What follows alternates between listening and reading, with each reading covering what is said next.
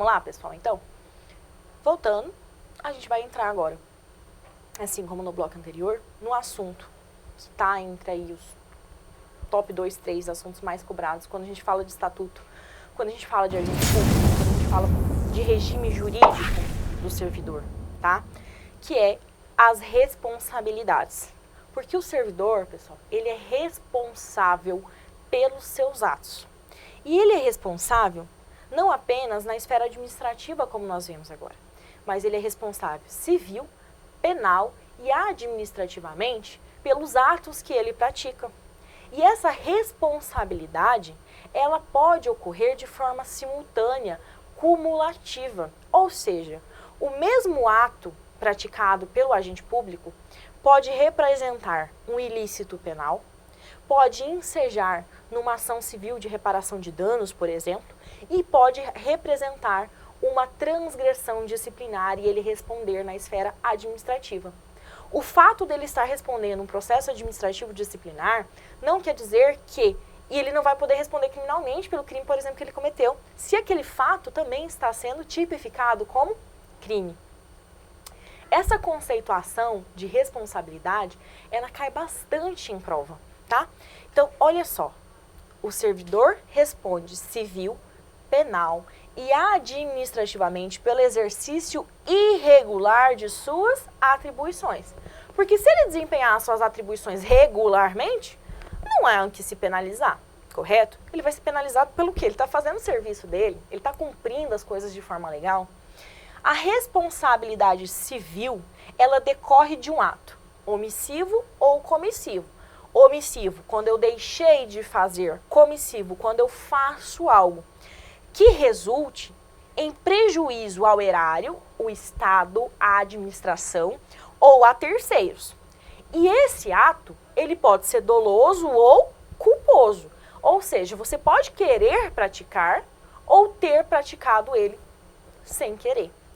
Essa responsabilidade civil, nós estudamos juntos lá na matéria de direito administrativo, inclusive no tópico responsabilidade civil do Estado. E nós falamos exatamente isso, que, via de regra, quem responde pelos atos praticados é o Estado, porque o agente público, ele é um representante do Estado. Só que, pessoal, isso é quando você está agindo com legitimidade. Aqui, nós estamos falando de atos irregulares. Então, quando o servidor, ele agiu de forma irregular, e isso acarretou a um prejuízo a um terceiro ou ao Estado, seja um ato omissivo ou comissivo, doloso ou culposo, ele vai responder. Ele possui essa responsabilidade civil. Sempre que a gente falar de responsabilidade civil, pensa nisso aqui, ó, grana, dinheiro, tá? Tratando-se de dano causado a terceiros, responderá o servidor perante a fazenda pública em ação regressiva. É isso que eu estava falando para vocês. O Estado paga o terceiro que foi lesado e o servidor ressarce o Estado aquilo que ele pagou, tá? Então, o Estado vai pagar, porque a pessoa, quando você pratica um ato como servidor, não tem como a pessoa lesada te processar. Ela vai processar quem? A pessoa jurídica a qual o seu órgão pertence, está vinculado. Então, quem vai responder? O Estado do Pará. Mas, se ele for condenado a um dano moral por um ato que você causou, ele pode entrar com uma ação regressiva contra você, porque ele foi condenado a pagar ao fulano 10 mil e ele quer que você ressarça esse dinheiro aos cofres públicos? Sim, tá? Então, isso se trata da responsabilidade civil. Observação. A obrigação de reparar o dano estende-se aos sucessores e contra eles será executada até o limite do valor da herança recebida. Sim, tá? Então, é possível que as penalidades, a responsabilidade civil ultrapasse a pessoa responsável? Sim, mas no limite da herança recebida pelo sucessor, tá? O sucessor não poderá arcar com uma responsabilidade civil, pecuniária, aí, de um erro que não foi ele que cometeu. Então, ele vai responder vai ser repassado a ele no limite da sua herança, certinho? Sanções civis, penais e administrativas poderão acumular-se, sendo independentes entre si. Coração, luzes, enfim, nessa informação aqui. Porque quando se trata de responsabilidade e quando a banca cobra a parte conceitual de responsabilidade, ela põe isso aqui. As sanções civis, penais e administrativas poderão acumular-se, sendo independente. Isso aqui se chama independência das instâncias, tá? Via de regra, se você não foi condenado, por exemplo, em esfera civil, isso não quer dizer que você não vai responder na esfera criminal. Se você está respondendo na esfera criminal, isso não quer dizer que você não pode responder na esfera administrativa. E vice-versa, porque as instâncias civis, administrativas e criminais são independentes. É a regra. Professora, nós temos exceção? Óbvio que nós temos exceção, né? Quando? E aí isso aqui também tem coraçãozinho. Porque essa exceção, ela cai muito em prova também. A absolvição judicial somente repercute na esfera administrativa se negar a existência do fato ou afastar do servidor a autoria. Eu estou dizendo que se o servidor está respondendo um processo criminal e um processo administrativo pelo mesmo fato, e no processo criminal, porque eu falei que são independentes as esferas, mas uma pode repercutir na outra, é essa a exceção. Como que ocorre essa exceção? É simplesmente quando, por exemplo, não foi comprovado que o autor praticou o fato, ele foi absolvido por ausência de provas. Isso quer dizer que ele não vai responder na esfera administrativa? Cuidado, eles adoram colocar isso para sua prova. Por quê? A absolvição judicial, ela só vai repercutir na esfera administrativa se negar a existência do fato, falar, olha, não houve crime, ou afastar do servidor a autoria. Falar, houve crime sim, mas fulano não foi o autor. Agora, se a absolvição criminal falar assim, eu absolvo o réu por falta de provas, por inexistência de provas suficientes de autoria, isso não afasta a responsabilidade administrativa. Leva isso para sua prova e também leva isso para sua vida, tá? Então, cuidado com essa observação aqui. As instâncias são independentes, sim, administrativa, civil e penalmente, e criminal. Porém, a absolvição criminal, ela repercute na esfera administrativa? Sim, professor. Em qualquer caso, não. Somente se negar que ocorreu o crime ou negar que foi o servidor que praticou. Tem uma questão de prova que fala o seguinte: se o servidor negar que praticou a ação, na hora você lê, você fala assim, porra, é isso mesmo, negar que é autor, mas não é. Não é a pessoa que tem que negar, tá? Muito cuidado aí com esse peguinha de prova. Mas sim, a sentença tem que negar que ele realmente praticou o fato, tá? Que não foi ele o autor deste fato. Certo, professora? Falamos então aí dos deveres, falamos das proibições. E eu falei para vocês que o servidor, ele responde por esses atos que ele pratica. Ele responde perante os deveres, perante as proibições, perante todos os atos que ele pratica, seja na esfera civil, administrativa ou criminal. Então a gente vai ver agora, a gente vai começar a falar como ele vai responder na esfera administrativa, porque é isso que nós estudamos aqui. Na esfera criminal você vê com os outros professores, certinho? Penalidades são penas disciplinares. Eu estou falando aqui, pessoal, de um processo administrativo disciplinar. Isso quer dizer que o servidor fez algo que ele não deveria ter feito. Ele praticou algo de forma irregular e ele está sendo responsabilizado administrativamente por isso. E aí, o estatuto fala pra gente que são penas disciplinares, penalidades. Como você vai ser punido? Por meio da repreensão, da suspensão, da demissão, da destituição de cargo em comissão ou função gratificada, ou da cassação de aposentadoria ou disponibilidade. Antes de eu entrar nessas três primeiras aqui, que são as principais, eu vou comentar com vocês essas duas. Se eu estou falando de uma destituição de cargo em comissão ou função gratificada, existe alguma característica especial do autor, da pessoa que praticou? Sim, ele tem que possuir o cargo em comissão ou a função gratificada. Como é que eu vou destituir o cara de uma coisa que ele não tem? Como é que eu vou tirar uma função, um cargo do cara se ele não tem? Certo? Então, essa penalidade em específica, ela tem um agente específico, que é o cara que possui uma função em confiança, que é o cara que possui um cargo em comissão. Assim como essa penalidade aqui, ó, a cassação da aposentadoria ou disponibilidade. Essa penalidade pode ser aplicada a quem? Ao aposentado ou ao servidor que está em disponibilidade. Então, por isso que quando nós estudarmos, a gente vai falar da repreensão, da suspensão e da demissão. E a gente não vai falar expressamente de situações, um ponto ou outro, dessas duas aqui. Porque essas duas, elas vão ser aplicadas somente se o autor do fato, somente se o autor dessa transgressão administrativa, somente se a pessoa que está respondendo esse processo administrativo disciplinar, enquadrar-se nessa situação. Possuir um cargo em comissão, ser aposentado, estar em disponibilidade. Certinho?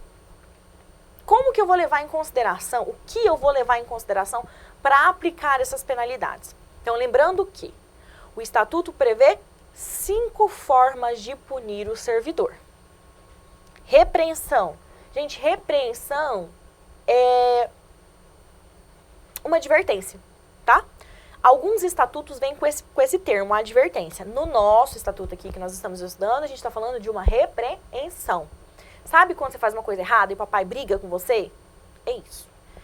A suspensão é quando você é suspenso de exercer as suas atribuições como forma de penalidade. A demissão é quando você quebra o seu vínculo com a administração, tá? Como forma de punição. Você está sendo mandado embora. Não é porque você quer, não. É porque você fez alguma coisa errada, você está perdendo seu cargo, tá? Que é diferente da exoneração. Nós já falamos isso inicialmente. E também existe essas outras duas possibilidades aqui. Da cassação da aposentadoria ou disponibilidade, ou então a destituição de cargo em comissão ou função de confiança. 5 formas de ser punidos. O que vai ser levado em consideração pela administração na hora de punir o servidor? Os danos decorrentes do fato para o serviço público. Então, o que essa ação do servidor gerou para o serviço público? Qual foi o dano para a administração em si? A natureza e a gravidade da infração. Então, porque vocês vão perceber quando a gente falar aí das infrações, que algumas são mais graves que outras. Algumas possuem uma natureza, outras possuem outra. Umas a gente está falando simplesmente de uma situação administrativa, outras a gente está falando de receber muita grana, certo? Isso é levado em consideração. E as circunstâncias em que foi praticada. Isso aconteceu só uma vez? Isso vem acontecendo? Como que esse servidor chegou para começar a praticar isso? Instigou ele ou ele pensou por conta própria em bolar esse esquema? Isso é levado em consideração na hora de aplicar. A repercussão do fato, olha que coisa legal. O fato repercutiu perante a sociedade, o fato repercutiu para sujar o nome da instituição, saiu nos jornais, tá todo mundo sabendo, todo mundo tá perguntando, e aí fulano, como é que ficou o caso do fulano lá? Certo? A repercussão também é levada em consideração na hora de aplicar as penalidades. E os antecedentes funcionais. Cuidado, aqui nós estamos falando de antecedente funcional. A gente está falando do dossiê funcional do servidor. Ele já praticou uma transgressão disciplinar antes? Ou não? Não é antecedente criminal. As bancas gostam de colocar antecedentes criminais aqui e dizer que a alternativa está correta. Então, cuidado com essa circunstância aí que leva em consideração para a aplicação das penas, tá? Então, Então, o que eu levo em consideração para aplicar a pena? O dano que teve para o serviço público em decorrência do fato, a natureza e a gravidade da infração, como ela foi praticada, em que circunstâncias isso foi praticado, a repercussão que deu na sociedade, dentro da instituição, no geral, sobre os fatos praticados, e os antecedentes funcionais. Se aquele cara ele já é reincidente ou não, aconteceu já alguma coisa com ele, enfim. Isso é levado em consideração para aplicar. As penas disciplinares, elas serão aplicadas através de portaria, nos casos de repreensão e suspensão, que são duas penalidades aí mais leves, entre aspas, mais brandas. Então, é por meio de uma portaria que é aplicada, ou por meio de um decreto, no caso de demissão, destituição de cargo em comissão ou função gratificada, cassação de aposentadoria ou disponibilidade. Olha só a importância dessa informação. Eu estou falando qual tipo de ato administrativo é hábil a causar o efeito jurídico esperado. Se eu quero punir fulano por praticar um ato, uma transgressão, essa transgressão dele é punível com repreensão, suspensão ou demissão. Isso vai influenciar em qual ato administrativo que eu, como administração, vou praticar para poder efetivamente punir ele, tá? Porque, por exemplo, se cabe demissão e eu acabo publicando uma portaria, esse ato, ele possui um erro, ele tem um vício, porque ele não deveria ter sido praticado por meio de uma portaria, mas sim por meio de um decreto, tá bom? Então, isso aqui é muito importante. A portaria ou o decreto indicará a penalidade que foi cometida, o fundamento legal, com a devida inscrição nos assentamentos do servidor. Tá? Então, vai estar constando lá no decreto que a penalidade, ou seja, está sendo aplicada a penalidade de demissão em razão do fundamento legal, em razão da prática do artigo tal, que é uma transgressão disciplinar do estatuto, e vai ser inscrita nos assentamentos do servidor. Para a gente entender essa lógica aqui e firmar essa ideia na cabeça de vocês, eu estou falando de como esse ato vai ser praticado. E olha a importância da formação do ato. Eu tenho uma pessoa que ela é responsável por praticar esse ato, que possui competência para poder aplicar essa penalidade. Eu tenho a forma que essa penalidade vai ser aplicada. Eu tenho a finalidade. Eu tenho a motivação, que é o fundamento legal. E eu tenho o objeto, que é conseguir alcançar o objetivo jurídico, no caso de penalizar aquele servidor. Eu estou falando especificamente de uma situação que traz todos aí os elementos da prática de um ato administrativo. Certinho? Beleza. Então, essas são as formas de aplicar as penalidades. Se for a repreensão ou suspensão, portaria. Se for demissão, decreto. Assim como a destituição das funções, de cargo em comissão, ou a cassação da aposentadoria ou disponibilidade. Precisa de um decreto, certinho? Pensa assim, o que o servidor perdeu mais é por meio de decreto. Se o servidor perdeu menos, como por exemplo, foi só repreendido, papai só puxou a orelha, ou ele só foi suspenso por uns dias, pode ser por meio de portaria. Com relação às provas, na aplicação da penalidade, serão inadmissíveis as provas obtidas por meio ilícitos. Assim como na esfera penal, pessoal, na esfera administrativa, existem os meios corretos para serem alcançadas as provas necessárias para aquela prática, para poder punir, tá? Então, tem que correr tudo por meio de formas lícitas. Se foi conseguido por meio ilícito, elas também não vão ser admissíveis aí para poder aplicar essa penalidade. Os acusados e litigantes em processos administrativos são assegurados o contraditório e a ampla defesa com os meios e recursos a ela inerentes. Isso aqui é super, super, super importante para o processo administrativo disciplinar. Inclusive, isso aqui é uma situação, requisito de validade de um processo administrativo disciplinar, de que seja assegurado às partes o contraditório e a ampla defesa dessas provas que estão sendo trazidas aí dentro do processo.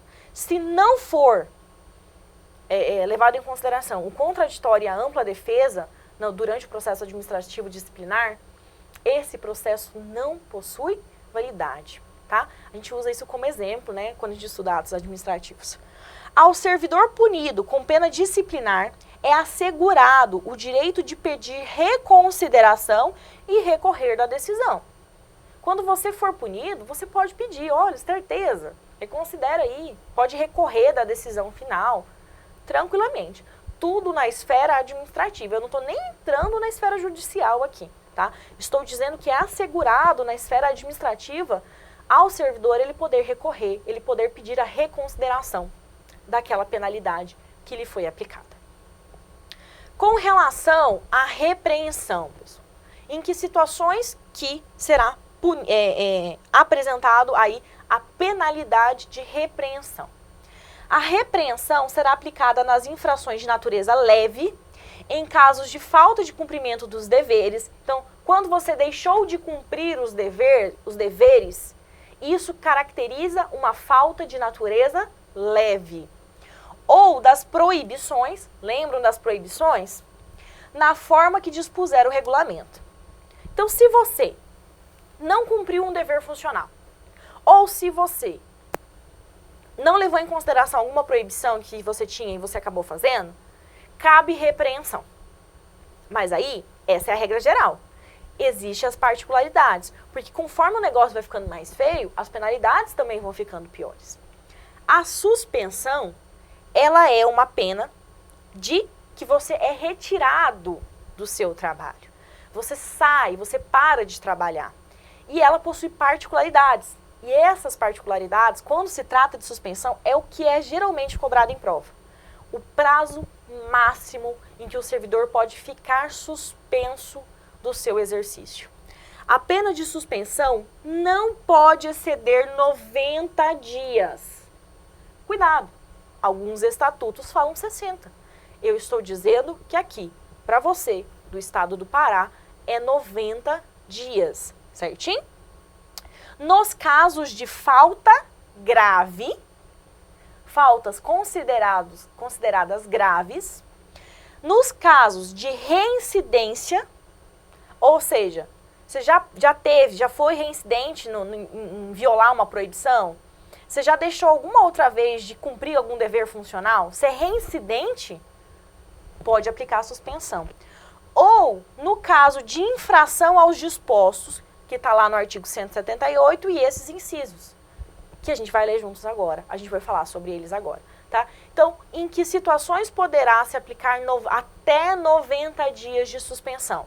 Nas infrações consideradas de natureza grave, quando você for reincidente em alguma das transgressões dos deveres funcionais ou das proibições, ou nesses casos, como por exemplo, participar de gerência ou administração de empresa privada, de sociedade civil ou exercer o comércio, exceto na qualidade de acionista, cotista ou comandatário. Então, lembra que a gente falou que isso era proibido?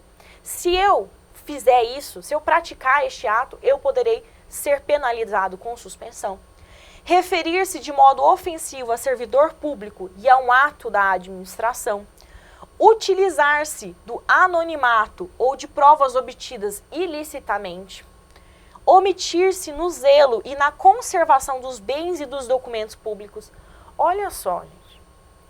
Eu tenho o dever de zelar pelos objetos, pelos bens públicos. E eu sou proibida de me omitir com isso.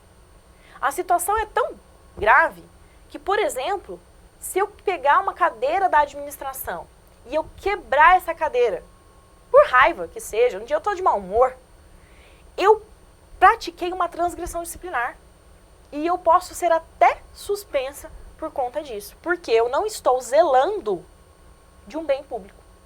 Assim como, por exemplo, documentos. Se eu não cuido do inquérito policial que está lá sob minha tutela na administração, na minha delegacia, tá? Eu posso responder com suspensão. Praticar ato lesivo ao patrimônio estadual pode ensejar também a suspensão. Então, qual é a regra? É que se aplica a repreensão. E aí vem a lei e traz, olha, mas nos casos tais e tais e tais, poderá ser aplicada a suspensão.